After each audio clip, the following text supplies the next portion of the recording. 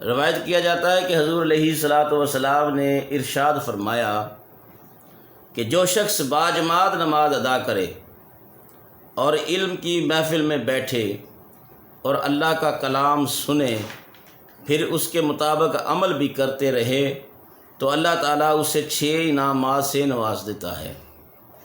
پہلا انعام کیا ہے؟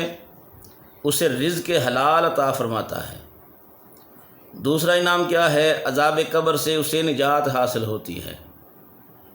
تیسرا انعام قیامت کے دن اس کا اعمال نامہ اس کے دائیں ہاتھ میں عطا کیا جائے گا۔ اور چوتھا، پل صراط سے بجلی کی چمک کی طرح گزر جائے گا۔ اور پانچواں، اس کا حشر انبیاء کرام کے ساتھ ہوگا۔ اور چھٹا، اس کا گھر جنت میں سرخ یاقوت سے بنایا جائے گا جس کے 40 دروازے ہوں گے، جس دروازے سے چاہے وہ اس سے جنت میں داخل ہو جائے گا۔ یہ 6 انعامات اللہ تبارک و تعالی نے علماء کرام کو، عالم ربانی کو عطا فرمائے ہیں۔ دوستان محترم، حضرت ابن عباس رضی اللہ تعالی عنہما روایت کرتے ہیں کہ حضور علیہ السلام نے فرمایا، باعمل علماء کے درجات مومنین کے درجات سے 700 گنا بلند ہوتے ہیں، اور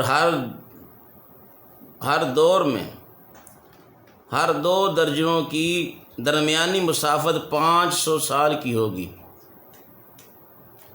اور یہ بھی بیان کیا گیا کہ علم کی عمل پر فضیلت کی 5 وجہیں ہیں۔ پہلی، بغیر عمل کے بھی علم حاصل ہو جاتا ہے، اور عمل بغیر علم کے نہیں حاصل ہوتا۔ یعنی علم ہوگا تو عمل کیا جائے گا، علم نہیں ہوگا تو عمل نہیں ہوگا، عمل نہیں کیا جائے گا۔ دوسرا، علم کے بغیر عمل بھی نافع ہوتا ہے، اور عمل بغیر علم کے نافع کا باعث نہیں ہوتا۔ یہ نفع اور نقصان ہمارے اپنے ہاتھ میں ہے۔ ہم علم حاصل کریں تو نفع ہوگا، علم حاصل نہیں کریں گے تو نفع نہیں ہوگا۔ تو فرمایا بغیر عمل بھی نافع ہوتا ہے علم، اور عمل بغیر علم کے نفع نہیں دیتا، نفع کا باعث نہیں بنتا۔ تیسرا فرمایا، علم نور کا چراغ ہے جس سے عمل منور ہوتا ہے۔ چوتھا، دینی علم کے علماء کا درجہ بنی اسرائیل کے انبیاء کی مانند ہے۔ حضور علیہ الصلاۃ والسلام نے فرمایا، علماء امتی کا انبیاء بنی اسرائیل، کہ میری امت کے علماء بنی اسرائیل کے انبیاء کی طرح ہیں۔ پانچواں، علم اللہ کی صفت ہے اور عمل بندوں کی صفت ہے، اور اللہ کی صفت بہرحال بندوں کی صفت سے افضل ہے۔ حدیث طیبہ سے یہ بات واضح ہو جاتی ہے کہ عالم باعمل کا درجہ کتنا بلند ہے۔ حضرت عبداللہ ابن عباس رضی اللہ تعالی عنہما سے روایت ہے کہ آپ نے فرمایا، حضرت سلیمان علیہ السلام کو علم اور ملک میں سے کسی ایک چیز کو حاصل کرنے کا اختیار دیا گیا تو آپ نے علم کو پسند فرمایا، تو اس کے سبب آپ کو علم اور ملک دونوں عطا کر دیے گئے۔ مجالس الابرار میں کسی حکیم کا قول نقل کیا گیا ہے کہ انہوں نے فرمایا، العلم ثلاثۃ احرف عین ولا میم و میم، کہ علم کے 3 حروف ہیں، عین، لام اور میم۔ عین علیین سے مشتق ہے، اور لام لطف سے، اور میم ملک سے ہے۔ تو مطلب یہ ہوگا کہ عین صاحب علم کو علیین تک پہنچا دیتی ہے، جو جنت میں ایک خاص مقام کا نام ہے، اور لام اسے لطیف یعنی مہربانی کرنے والا بنا دیتی ہے، اور میم اسے مخلوق کا بادشاہ بنا دیتی ہے۔ دوستان محترم، یہ علم حاصل کرنے کی فضیلت ہے، اور علم حاصل کرنے والوں کو یہ انعامات عطا کیے جاتے ہیں۔ علم کی فضیلت، شرافت اور مرتبہ پر اللہ کا یہ ارشاد گرامی بھی دلالت کرتا ہے کہ جس میں اللہ تعالیٰ نے ارشاد فرمایا، اے میرے محبوب قل رب زدنی علما، کہ آپ مجھ سے علم کی زیادتی طلب کریں اور عرض کریں کہ اے میرے پروردگار میرے علم میں اضافہ فرما دے۔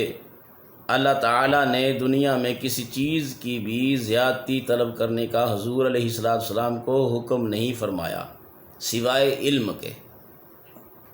اللہ نے فرمایا، محبوب آپ مجھ سے علم مانگو، علم کی زیادتی طلب کرو۔ کسی بھی کام میں اللہ نے یہ نہیں فرمایا کہ کسی چیز کی بھی زیادتی طلب کرو سوائے علم کے۔ علم کا ایسا مقام ہے، اس سے معلوم ہوا کہ علم ایک ایسی دولت ہے جس کا دنیا و ما فیہا میں کوئی نعم البدل نہیں ہے۔ دلی دعا ہے کہ اللہ تبارک و تعالی زیادہ سے زیادہ علم حاصل کرنے کی توفیق عطا فرمائے۔ عالم کی عابد پر کیا فضیلت ہے۔ مشکوٰۃ شریف میں ایک حدیث شریف بیان کی گئی ہے جس سے عالم کی فضیلت عابد پر بیان کی گئی ہے۔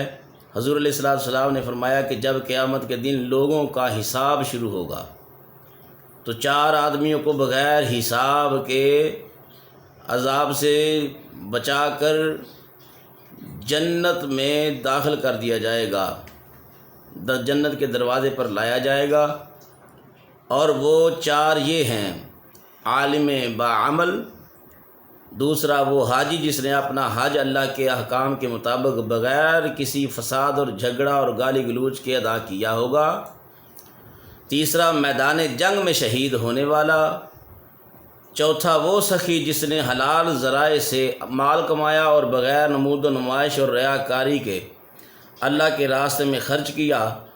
تو جب ان 4 کو جنت میں داخل ہونے کا حکم ہوگا، وہ آپس میں اس بات پر جھگڑنے لگیں گے کہ پہلے جنت میں کون داخل ہوگا۔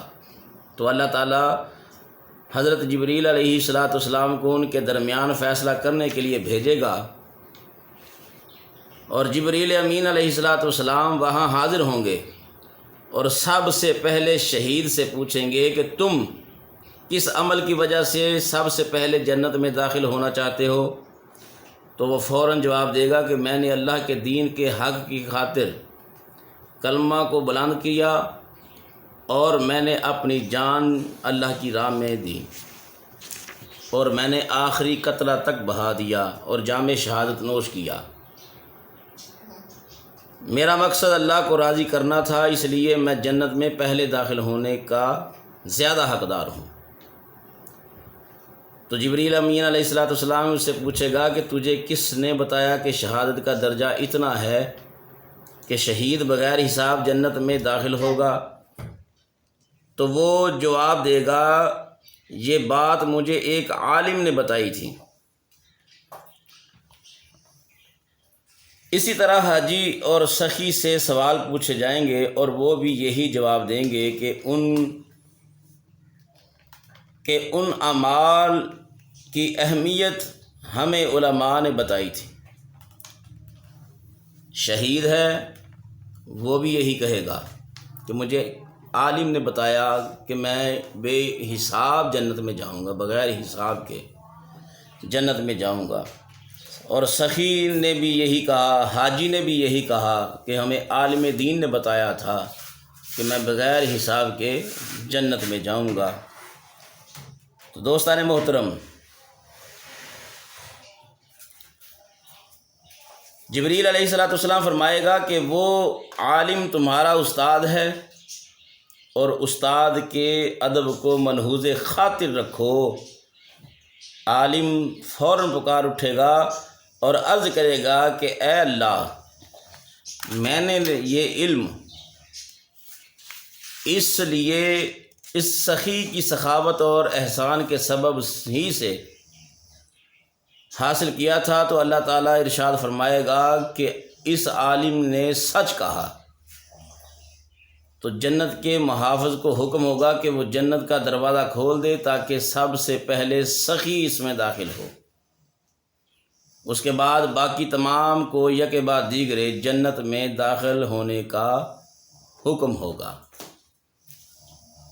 کیسا معاملہ ہوگا کہ جب جنتی جنت میں جانے لگیں گے، 4 اشخاص ایسے ہیں جن کو اللہ تبارک و تعالیٰ جنت میں داخل فرمائے گا، اور وہ جانے لگیں گے تو جبریل پوچھیں گے کس نے بتایا کہ تو جنت میں پہلے جائے گا، تو جنت کا حقدار ہے؟ شہید کہے گا مجھے عالم نے بتایا، حاجی کہے گا مجھے عالم نے بتایا، سخی کہے گا مجھے عالم نے بتایا۔